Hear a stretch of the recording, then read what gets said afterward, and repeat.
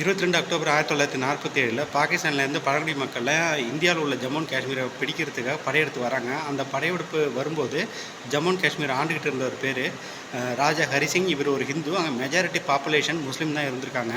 அப்போ அந்த ராஜா ஹரிசிங் இந்தியா கிட்ட ஆதரவு கேட்குறாரு. இந்தியாவும் ஆதரவு தெரிவித்து அந்த படையெடுப்பை தவிடுபொடி ஆக்கிடுறாங்க இந்திய இராணுவத்தினர்லாம். அந்த பழங்குடி மக்கள் படையெடுத்து வந்தபோது அவங்க 1/3 பகுதியை பிடிச்சிட்டாங்க. அந்த கேப்சர்டு ஏரியா பேர் தான் பாகிஸ்தான் ஆக்குபைடு காஷ்மீர்னு இந்தியாவும் ஆசாத் காஷ்மீர்னு பாகிஸ்தான் சொல்கிறாங்க.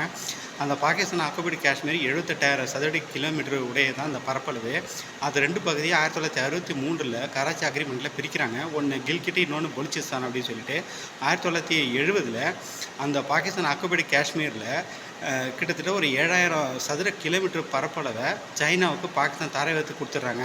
அதுதான் இப்போ அக்ஷய் சின்னு சொல்லிட்டு இந்தியாவுக்கும் சைனாவுக்கும் அடிக்கடி பிரச்சனையாக இருக்குது. இது ஒரு ஸ்ட்ராட்டஜிக்ஸான பாயிண்ட்டு. ஆப்கானிஸ்தான், பாகிஸ்தான்